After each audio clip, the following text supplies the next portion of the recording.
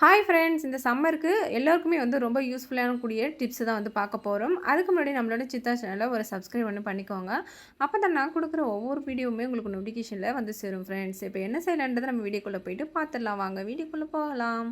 First டிப்ன்னு பார்த்தீங்கன்னா, நம்ம வெள்ளரி பிஞ்சு வாங்கிட்டு வந்திருந்தோம்னா, அத அப்படியே வச்சுட்டோம் அப்படின்னா, அது காஞ்சு போயிரும். அதுக்கு என்ன செய்யலாம் அப்படின்னு பார்த்தீங்கன்னா, ஒரு டிஷ்யூ பேப்பர் ஒண்ணு எடுத்துக்கலாம். இந்த மாரி நம்ம கவர் பண்ணிட்டு, நம்ம பாக்ஸ்ல ஏர் கண்டெய்னர்ல போட்டு ஸ்டோர் பண்ணி வச்சோம் அப்படின்னா, நல்லா ஃப்ரெஷ்ஷா அப்படி நீட்டா இருக்குங்க.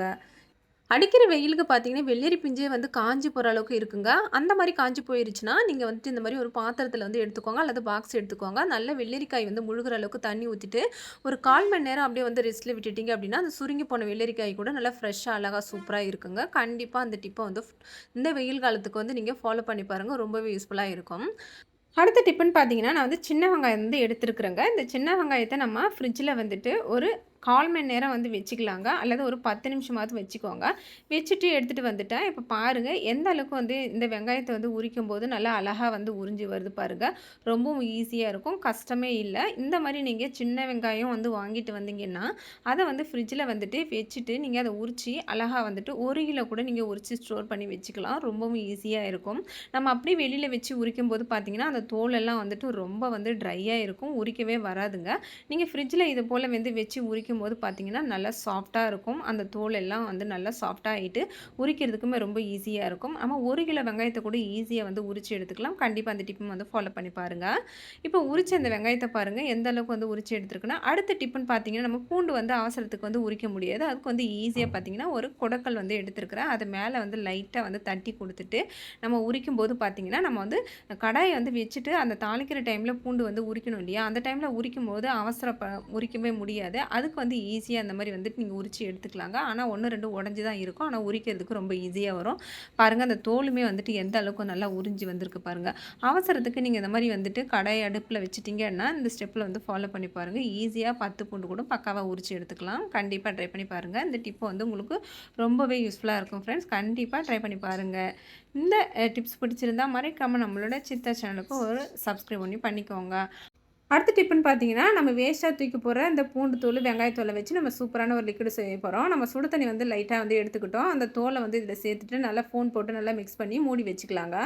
ஒரு 10 நிமிஷம் ஊறினா போதும். இப்போ ஓப்பன் பண்ணி பார்த்தோம்னா, அதில இருக்கிற எசன்ஸ்லாம் இறங்கிடும். நல்லா கை விட்டு நல்லா பெசஞ்சு எடுத்துக்கலாம். இந்த தண்ணிய பார்த்தீங்கன்னா, நம்ம செடிகளுக்கும் பயன்படுத்திக்கலாம். நம்ம வீட்ல இருக்கக்கூடிய காக்ரோச், பல்லிக்கு இந்த மாரி ஃப்ரை பண்ணி விட்டுக்கலாங்க. கொஞ்சம் கூட அந்த பல்லி, காக்ரோச் வரவே வராது. இந்த டிப்ப ஃபாலோ பண்ணி பாருங்க. ரொம்பவே யூஸ்ஃபுல்லா இருக்கும். அடுத்த டிப்புன்னு பார்த்தீங்கன்னா, நம்ம வீட்ல புளியெல்லாம் இந்த சீசன்ல வாங்கி வச்சிருப்போம். எப்படி புளிய ஸ்டோர் பண்ணி வைக்கலான்றத நம்ம இன்னைக்கு வீடியோல பார்க்க போறோம். ஃபர்ஸ்ட்டு அதில இருக்கிற அந்த நாரு, அந்த ஓடு, இந்த கொட்டையெல்லாம் இருக்கும். அதெல்லாம் நல்லா நீக்கிட்டு, நல்லா ஃபர்ஸ்ட்டு இந்த புளிய காய வச்சு எடுத்துக்கணுங்க. நல்லா சரக்கா காய வச்சா தான் நமக்கு புளி பார்த்தீங்கன்னா, சீக்கிரமா பூச்சி பிடிக்காத 6 மாசத்துக்கு வச்சு ஸ்டோர் பண்ற மாரி வச்சுக்கலாம். ஃபர்ஸ்ட்டு நமக்கு தேவையான பால்ஸ் புடிச்சு எடுத்துக்கலாம். எதுக்காக இந்த மாரி சொல்றேன்னு பார்த்தீங்கன்னா, நம்ம மீன் குழம்புலாம் வைக்கிறோம் அப்ப பார்த்தீங்கன்னா, ஈர கையோட வச்சு எடுக்கும்போது சீக்கிரமா அதிலேயே கூட நமக்கு பூச்சி வர ஆரம்பிக்கும்.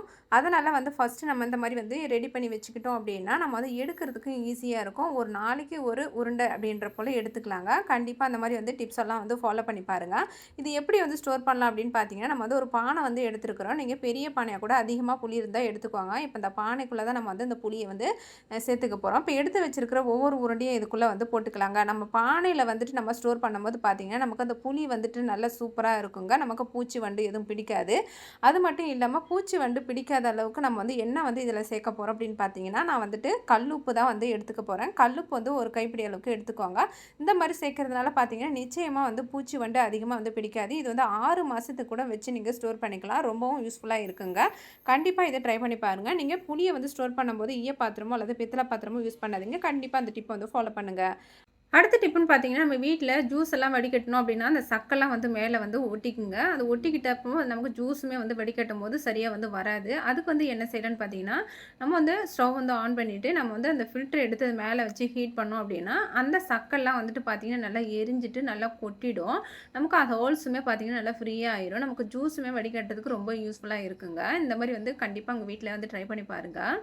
சுத்திலும் நல்லா வந்து அனல்ல வந்து இந்த மாரி வந்து காமிச்சு எடுத்துட்டோம் அப்டின்னா, நல்லா அதில இருக்கிற துகள்கள்லாம் நல்லா வந்து கொட்டிடுங்க. இப்ப லைட்டா வந்து நம்ம வந்து வாஷ் பண்ணிக்க போறோம். சோப் போட்டு வச்சிருக்கிறேன். இப்ப பேஸ்ட்டு ப்ரஷ்ஷ வந்து நல்லா வச்சு தீர்த்துட்டீங்க அப்டின்னா, அதில கொஞ்சம் நெஞ்சம் இருக்கிற அந்த ஹோல்ஸ்ல வந்து அடைஞ்சிருக்கிற அந்த சக்கைலாம் வந்து வந்துருங்க. இது ஈஸியா இந்த மாரி வந்து நம்ம வீட்லயே வந்து கிளீன் பண்ணிக்கலாம். நம்ம வந்து ஜூஸ் வடிகட்டும்போதும் பார்த்தீங்கன்னா, நல்லாவே சூப்பரா வந்து அந்த ஜூஸ் எல்லாம் வந்து வடிகட்டி எடுத்துக்கலாங்க. இப்போ வந்து இது ஃப்ரெஷ்ஷா வந்து நான் வந்து வாஷ் பண்ணி காமிக்கிறேன். நம்ம ஈஸியா அடைப்பா இருந்தா கூட நம்ம அழகா வந்துட்டு இந்த மாரி வந்து வாஷ் பண்ணி வச்சுக்கிட்டோம்னா ரொம்பவே யூஸ்ஃபுல்லா இருக்கும். கண்டிப்பா அந்த டிப்பும் வந்து நீங்க ஃபாலோ பண்ணி பாருங்க. ஃப்ரெண்ட்ஸ் நான் சொன்ன இந்த வீடியோலாம் உங்களுக்கு ரொம்பவே யூஸ்ஃபுல்லா இருக்கும்னு நெனைக்கிறேன். பிடிச்சிருந்தா மறக்காம நம்மளோட சித்தா சேனலுக்கு ஒரு லைக், ஷேர், சப்ஸ்கிரைப் ஒண்ணு பண்ணிக்கோங்க. தேங்க் யூ ஃபார் வாட்சிங். பாய். See you.